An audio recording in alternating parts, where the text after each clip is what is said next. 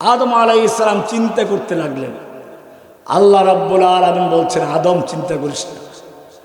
কোরআনের সূরা বাকারা 38 নম্বর আয়াত আল্লাহ তাআলা জানাচ্ছেন আমাদেরকে, কি বলেছেন আদমকে, কুলনা হাবিতু মিনহা জামিআ। ও আদম, তুমি, তোমার স্ত্রী এবং কিয়ামত পর্যন্ত তোমাদের যত সন্তান আসবে সব সহ নেমে যাও, কোনো চিন্তা নেই, ভয় নেই। আমি তোমাদেরকে এমনিতে ছেড়ে দিচ্ছি না। শয়তান চাইলে তোমাদেরকে গোমরাহ করবে, পথভ্রষ্ট করবে, এই সুযোগ শয়তানের থাকছে না। কেন থাকবে না? ফা ইম্মা ইয়াতিয়ান্নাকুম মিন্নি হুদান, আমি তোমাদেরকে এমনি ছেড়ে দিব না, আমি তোমাদের কাছে হুদান পাঠাবো। হুদান, ওই যে হুয়াল্লাযী আরসালা রাসূলাহু বিল হুদা পাওয়া গেছে এখন। আমি তোমাদের কাছে হুদান পাঠাবো। হুদান, হুদান মানে কি? হুদান মানে হচ্ছে রোড ম্যাপ। হুদান মানে কি? এখন গুগল ম্যাপ দেখে গাড়ি চালায় না হুজুররা, বিশেষ করে ওই রাত্রে ওয়াজ মাহফিল করতে যায় যখন, রাস্তাঘাটে কোনো মানুষ থাকে না, আমরা যখন মাহফিল করে ঢাকা ফিরি তখন গুগল ম্যাপ দিয়ে তারপর চলতে হয়। পথ চলার নির্দেশিকা, পথ নির্দেশিকা, জীবন চলার পথ নির্দেশিকা, সংবিধান, নীতিমালা দিয়ে আমি তোমাদেরকে সাহায্য করব। ফামান তাবিআ হুদায়া, যারা আমার নীতিমালা মেনে চলবে, আমার দেখানো পথে যারা চলবে, আমার সংবিধান মেনে যারা চলবে, ফালা খাউফুন আলাইহিম ওয়ালা হুম ইয়াহজানুন, তাদের কোনো ভয় নেই, তাদের কোনো চিন্তা নেই। তাদের সাহায্যকারী কে? এখন বুঝছেন আদমকে আল্লাহ তাআলা কি বলেছেন? হুদান পাঠাবেন। কি পাঠাবেন? এবারে সেই হুদানটা পাঠাচ্ছেন কিনা আল্লাহ রাব্বুল আলামিন বলছেন, যালিকাল কিতাবু লা রাইবা ফীহি হুদাল লিল মুত্তাকিন। তোমাদের পিতা আদমকে আমি যে হুদান দেওয়ার কথা বলেছিলাম, এটাই হচ্ছে সেই হুদান। যালিকাল কিতাবু লা রাইবা ফীহি হুদাল লিল মুত্তাকিন।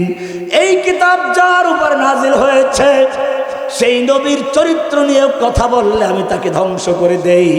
এই কিতাব যেই মাসে নাজিল হয়ে যায়, সেই মাসটা সম্মানিত হয়ে যায় তোমার সামনে রমজান মাস। শাহরু রমাদান আল্লাযী উনজিলা ফীহিল কুরআন। রমজান মাস হলো সেই মাস যেই মাসে এই মেহমান আগমন করেছে। কত ইতিহাসে রমজান মাস এলো আর গেল, কেউ কোনোদিন খোঁজ রাখার চেষ্টাও করে নাই। পৃথিবীর ইতিহাসে রমজান আসলো, রমজান গেল, কেউ কোনোদিন খোঁজ রাখে নাই, জানার চেষ্টাও করে নাই। কিন্তু যেদিন কোরআন নাজিল হয়ে গেছে তখন থেকে শাহরু রমাদান আল্লাযী উনজিলা ফীহিল কুরআন, রমজান মাসের মর্যাদা বেড়ে গেল। কেন বেড়ে গেল? আল্লাহ বলছেন হুদাল লিন্নাস। ওই যে হেদায়েত পাঠাবার জন্য অঙ্গীকার করেছিলাম, সেই হেদায়েত হুদাল লিন্নাস ওয়া বাইয়িনাতিম মিনাল হুদা ওয়াল ফুরকান। কি সুন্দর আয়াত, হুদান। এখন প্রশ্ন হচ্ছে, এই হুদান মানে কি বললাম? হুদান মানে কি? খেয়াল, হুদান মানে রোড ম্যাপ। হুদান মানে কি? রোড ম্যাপ, যেটা দেখে রাস্তায় চলতে হবে। জীবনের রোড ম্যাপ দিয়েছেন কে? এটাকে যদি কেউ অনুসরণ না করে পরিবর্তন করে তাকে মুমিন বলা যাবে? শয়তানরা যুগে যুগে এই ভুলটাই করেছে। শয়তান কি করেছে? এইখানেই ভুল করেছে। নামাজ পড়লে শয়তানের সমস্যা নাই, শয়তান নিজেও নামাজ পড়েছে। সুতরাং বোঝা গেল, আপনি যেই পাপগুলোকে পাপ মনে করেন সেগুলো ঠিক আছে, পাপ আছে, কিন্তু এটাও একটা শয়তানের কৌশল। আপনি জিনাকারকে ঘৃণা করেন, সুদখোরকে ঘৃণা করেন, মদখোরকে ঘৃণা করেন, ঠিক আছে, আমার কোনো আপত্তি নেই।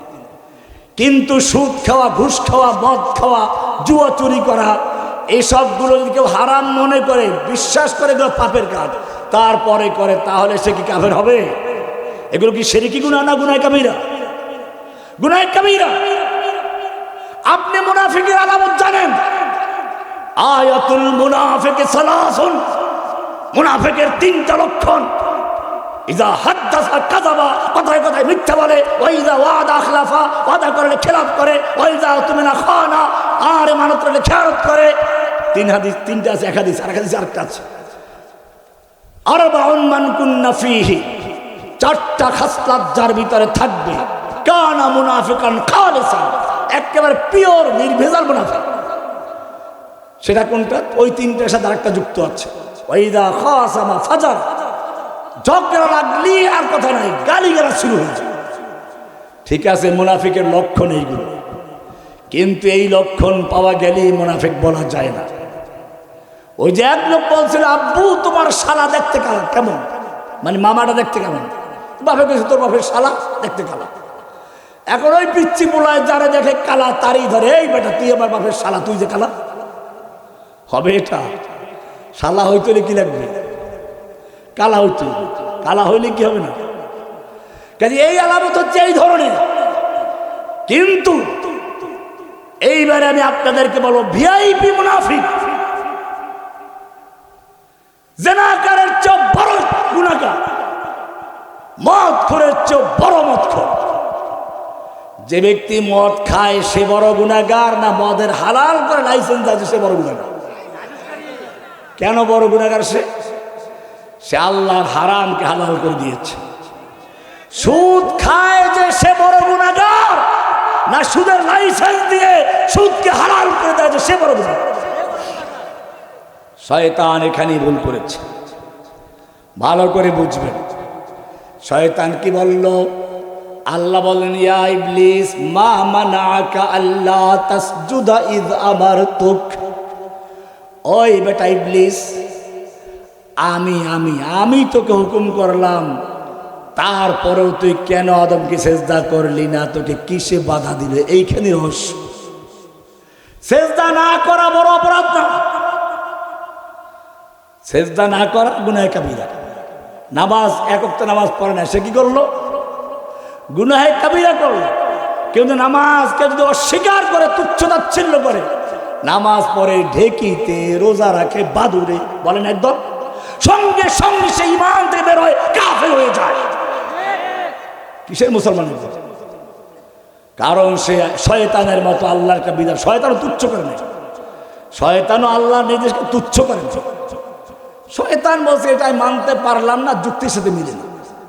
ক্বালা আনা খায়রুম মিনহু, শয়তান বলল, রব্বুল আলামিন আমি তোমার এই হুকুমটা কেন পালন করি না, একটু আমাকে বলতে দাও, যুক্তি বেশ করছি। আমি তো আদমের চেয়ে ভালো। খলাকতানি মিন নারিন ওয়া খলাকতাহু মিন তিন, তুমি আমাকে সৃষ্টি করেছো আগুন দিয়ে, আদমকে সৃষ্টি করেছো মাটি দিয়ে। আগুন যদি নিচেও জ্বালানো হয় উপরে উঠে, মাটি যদি উপরেও ছুঁড়ে মারা হয় নিচের দিকে গড়িয়ে পড়ে। সুতরাং যুক্তির কথা হলো, আগুনের সামনে মাটি নত হবে, মাটির সামনে আগুন নত হওয়া কোনো যুক্তির কথা নয়। আমি সেজন্য মানতে পারি নাই। কি যুক্তি দিয়েছে না? বোঝা গেল আল্লাহর হুকুমের বিরুদ্ধে যুক্তি পেশ করে যে তাদের প্রথম লিডারের নাম কি? এখনো যারা আল্লাহর বিধানের বিরুদ্ধে যুক্তি দেয় তাদের নাম কি? এই কারণেই অপারেশন ডেভিল হান্ট। আজকে মহিলা মাদ্রাসায় যেহেতু মাহফিল, একটা কথা না বললেই নয়, এই শয়তানের ওই যে ডান দিক থেকে বাম দিক থেকে সামনে থেকে পিছন দিকে হামলা করবে, তার মধ্যে একটা বড় হামলা চালায়। আল্লাহ নারীদেরকে পুরুষের চেয়ে অর্ধেক সম্পদ দিয়েছে। মেয়ে লোকেরা ভালো করে শোনো, যারা আলিম হচ্ছ তোমাদের এটা ভালো করে জানা প্রয়োজন। এটা সূরা নিসার 11 নম্বর আয়াত, ওখানে আছে ইউসিকুমুল্লাহু ফি আওলাদিকুম লিযযাকারি মিসলু হাজ্জিল উনসায়াইন। আল্লাহ তোমাদেরকে হুকুম করছেন, ওসিয়াত করছেন। কে হুকুম করছেন? ইউসিকুমুল্লাহু, এই শব্দের মধ্যে রহস্য লুকায়িত আছে। হুকুমটা দিচ্ছেন কে? তোর বুঝে আসুক বা না আসুক, ইবলিস তোর বুঝে আসুক বা না আসুক, হুকুমটা কার? আল্লাহ যদি আদমকে না পিঁপড়াকেও চিন্তা করতে বলতেন তবুও করা ফরজ ছিল, কিসের জন্য? হুকুমটা কার? গল্প বলার তো সময় নেই।